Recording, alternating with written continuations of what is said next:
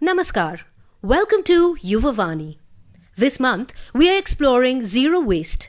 With Stop Food Wastage Day coming up on April 29th, we are asking, how can young people move from awareness to action? Joining me today are two remarkable voices from Bengaluru.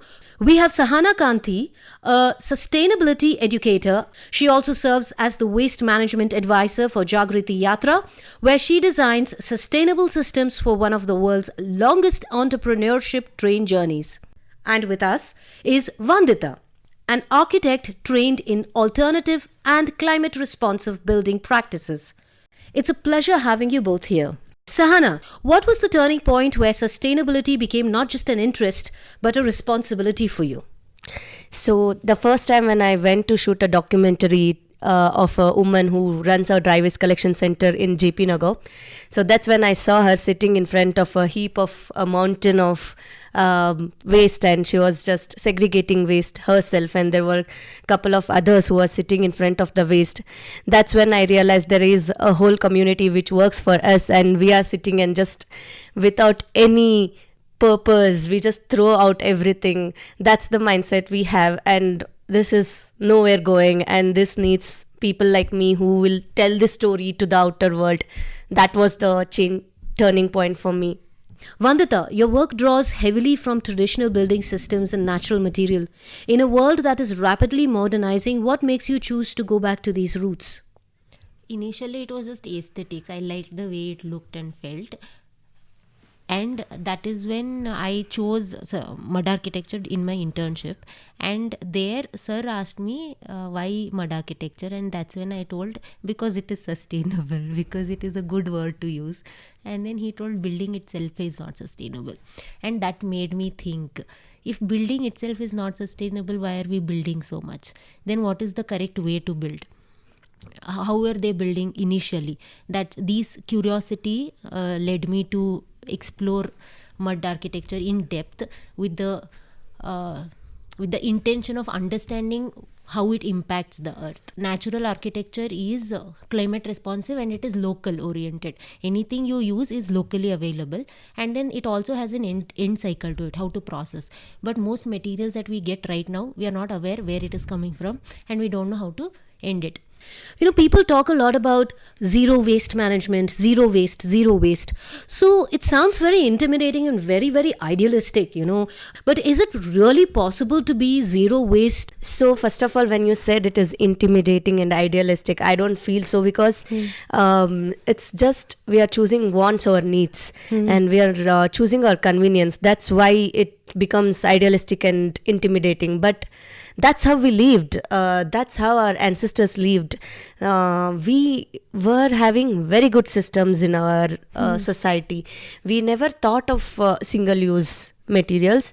As an individual, I can reduce as much as possible. But again, we are all working professionals, and convenience is something that is of higher priority for us.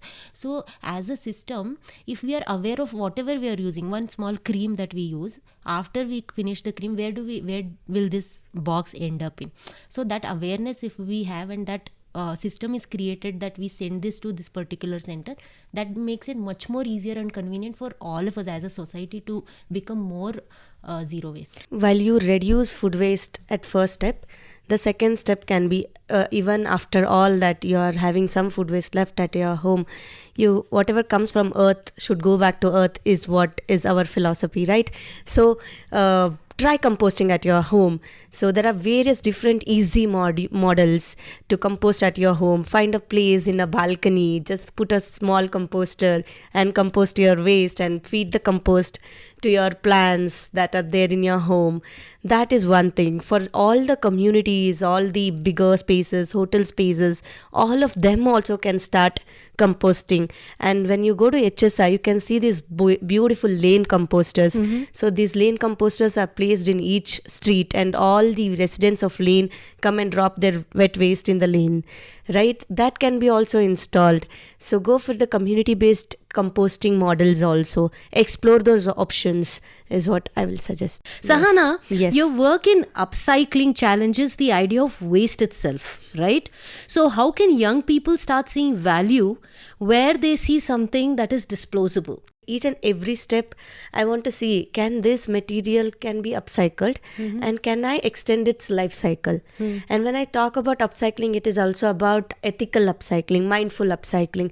It is not about cutting a plastic bottle and say I did a decorative item. The single use plastic bottle need to be recycled. It is not supposed to be cut. Or whereas your 15 years, like 10 years old t-shirt which has passed on to your sisters and then come to you don't want to use it, then what can you do? We thought, me and Vanditha sat and thought, why can't we make a toy out of it? So it is a fun activity. Again, it is about a slow life. Your kid will get engaged in making a toy out of a t-shirt, and he or she will learn it, and then it is absolutely a zero waste toy, eco-friendly toy. You are not stuffing any plastic into it.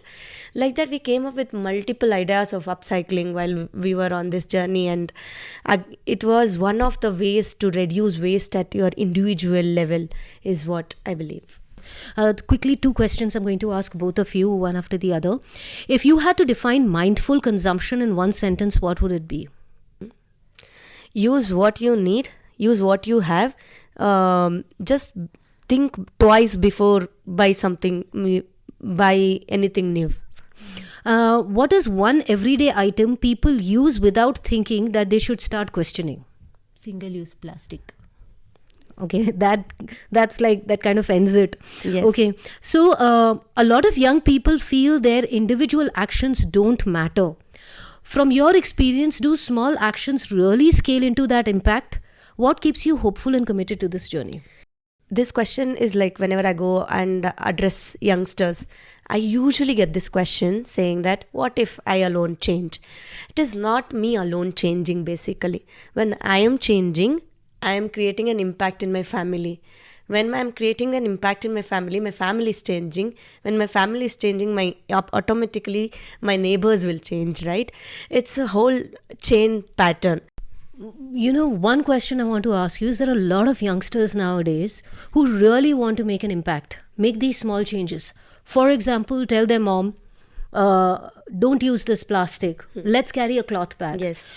But they also face a lot of resistance from their parents.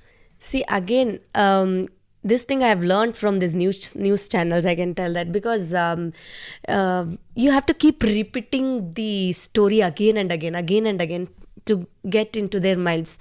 I actually faced this situation with my father.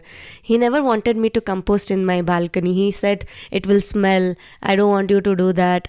I don't want the kachra to be in my home itself. So later on, he realized the importance.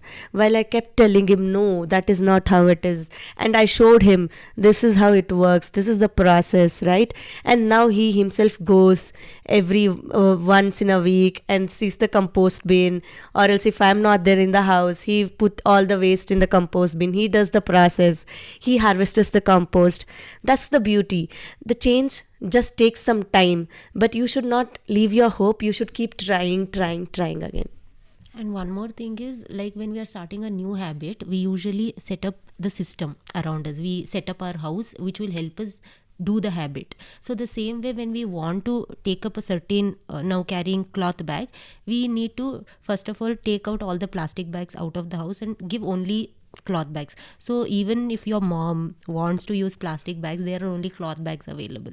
So you have to set up the system in the house and also give awareness about it, why it is important. As Sahana told, we need to keep repeating the information again and again, so that they are at least 10% change it will get, and 10% will again show up in actions. So it's okay for the youngsters to start their mini activism at home, be little ziddy, be little stubborn, and allow it to happen, and be the young Bhagat Singh of zero waste, I think. There is one thing I usually say, everybody wants Bhagat Singh to be reborn, but not in my home, in the next Other home, person's right? home, yes. So that should not happen. That should change. Everyone should start raising their voice. Now, quickly we're going to go to the Namma Uru Green Rapid Fire. Okay. Okay, so let's see how we go about it. We'll start with Sahana. Okay, Sahana, you have only 2 seconds, Okay. right? So let's start with this. You have 5 seconds. What are the 3 essential ingredients for a perfect home compost pile? You want a bucket, you want a space, and you want browns. Okay, Vanditha, HSR layout claims a 90% segregation rate. What is the one thing residents there never put in their waste bins? Wet waste bins. Plastic. Awesome. Which flower from the Banashankari temple makes the best incense sticks or compost? Marigold. Absolutely fantastic. Why do we mention the name Mavalipura as a warning to all Bengalurians? Because it has become a dump yard. It is a huge landfill. What is the Bangalore word for the hero sanitation workers who keep our streets clean? Paura Karmikas. You're at a Darshini, you want coffee, but they only have plastic cups. What do? I carry my own steel glass. Bangalore generates roughly 6,000 tons of waste daily. If you process 1 ton at your center, how many more centers do we need? Many more centers we need. 6,000. There you go. Sorry about it, math. In one word, what is the biggest enemy of a sustainable Bangalore? Plastic. Single-use plastic. Okay. Well, thank you, Sahana and Vanditha. It was wonderful having this chit chat with you, not only for sharing your work, but also the way you see the world. And thank you for sharing it with all our youth who are listening to All India Radio. As we approach Stop Food Wastage Day on April 29th, this conversation reminds us that sustainability doesn't begin with big systems. It begins with small awarenesses, with what we eat, what we throw, what we choose. And maybe that's where it shifts from habit to responsibility. To everyone listening, start small, stay consistent, and remember, every conscious choice is a step towards a more balanced world. This is Yuvavani. Thank you for tuning in.